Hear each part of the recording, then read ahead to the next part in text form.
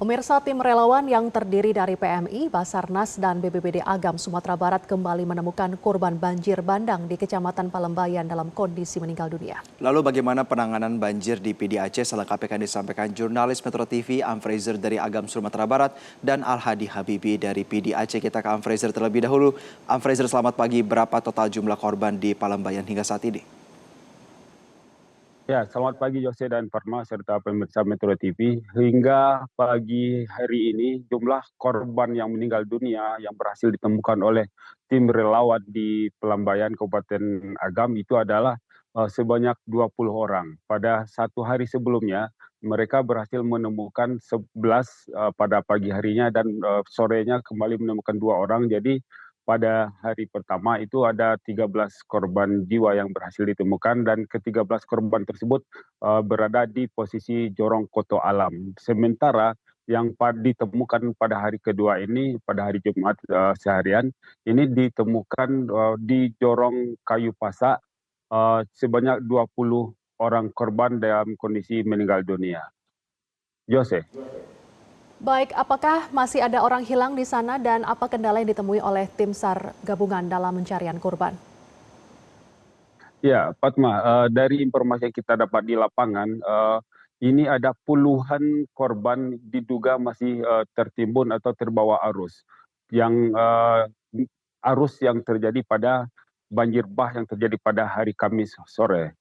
Nah, kendala yang dihadapi oleh relawan ataupun tim bencana adalah selain panjangnya rute arus yang membawa material longsor, ini juga diperparah dengan kondisi hujan dan serta angin badai. Nah, ini membuat tim pencari agak cemas melewati sungai-sungai yang ada yang akan mereka telusuri karena mereka takut terjadi longsor atau air bah susulan.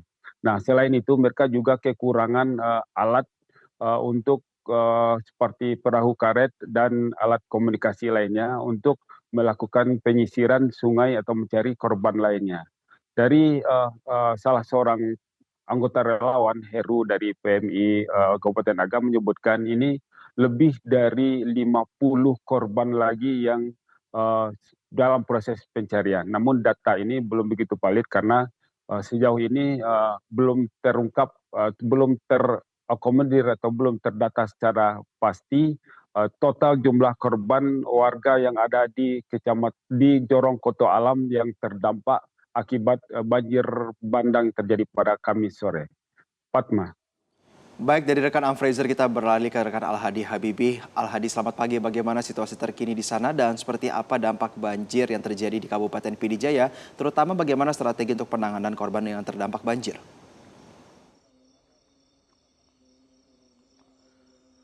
Ya, Jose, Farma dan juga pemirsa, memang pasca banjir bandang yang menerjang kawasan Kabupaten PD Jaya, Provinsi Aceh pada 24 November Selasa lalu, ini memang situasi banjir di Kabupaten PD Jaya ini bisa dikatakan telah surut.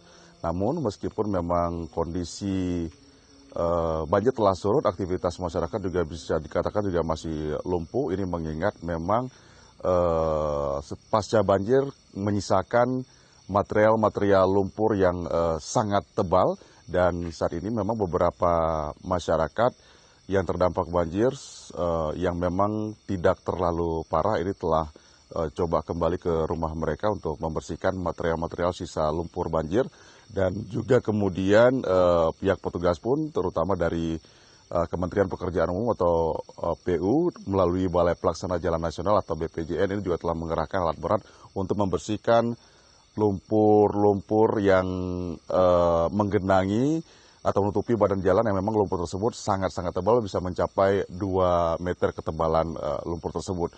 Dan targetnya memang pihak dari BPJN ini berusaha membersihkan jalan tersebut, mengingat memang jalan Banda Aceh Medan ini merupakan jalan lintas utama yang menghubungkan antara Kabupaten PD Jaya dengan Biren atau antara dari Banda Aceh ke Medan Sumatera Utara. Dan memang belum dapat dipastikan kapan jalan ini akan bisa terhubung, mengingat jembatan merdu di kawasan tersebut ini putus. Namun saat ini petugas sedang berusaha begitu. Namun meskipun putus di jembatan merdu, ini ada jalur alternatif yang bisa ditempuh oleh masyarakat yang ingin menuju ke Biren, yaitu melalui jalur Ulim via Samalanga. Meskipun memang jalur tersebut relatif cukup kecil, namun masih bisa dilalui kendaraan, walaupun memang juga masih ada genangan-genangan air di beberapa titik. Namun beberapa kendaraan yang kami dapatkan informasi ini masih bisa melewati jalur tersebut. Namun untuk saat ini akses sementara yang bisa dilalui hingga sampai ke Kabupaten Biren, tepatnya ke Kutablang, mengingat memang di Kutablang ini juga terjadinya putus jembatan sehingga juga tidak bisa dilalui. Dan jalur-jalur alternatif yang ada, jembatannya juga telah putus dan juga tidak bisa dilalui.